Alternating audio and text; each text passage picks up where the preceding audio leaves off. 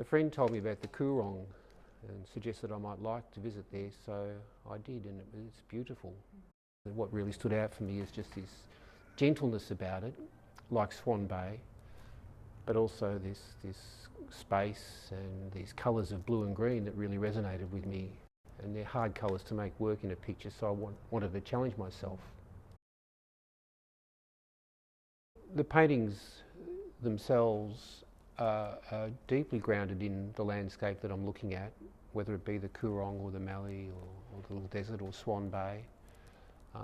There's something slightly more generic happening with the way in which I make these paintings, but what's curious for me is, and it has been like this for a few years, is that the paintings, they're not easily read. You know that the paintings are of the landscape, and it may trigger something somewhere that you've seen somewhere along your travels, but they're not all spelled out for you as a realist painting might be, and that's quite intentional on my part. I want someone looking at a painting to be able to keep going back to it and finding something else. And what seemingly looks like a cacophony or a mess on the canvas, I pour over every square centimetre of each painting, make sure that everything is exactly where I want it to be. At the same time, you know, have an overall impact visually when you look at it, in order to hit your eye and hit your retina and hit your guts at the same time.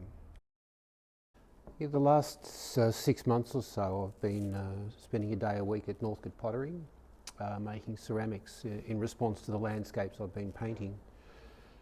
And I can't tell you how wonderful it is to be able to make something in a 3D way with your hands. It's quite joyful.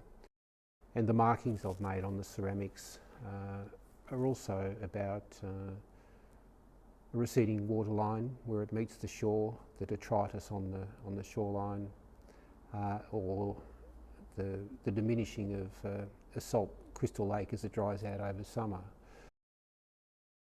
My work has changed in a sense that many years ago there'd always be the ritual slashing of a canvas, or the impetuous nature of wanting a painting to be resolved quickly and fully.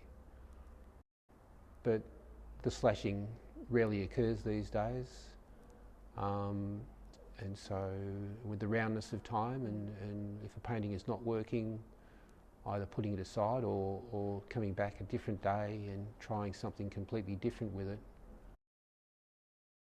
But trying to catch that elusive picture that has some depth to it. And you know, the perennial question is, can the landscape or a portrait, I mean, it's probably a bit easy with portraiture, you know, it can have an emotional content to it, but can a landscape painting really trigger something in someone that speak to them in a deeper way? So that's my perennial quest, really. Yeah.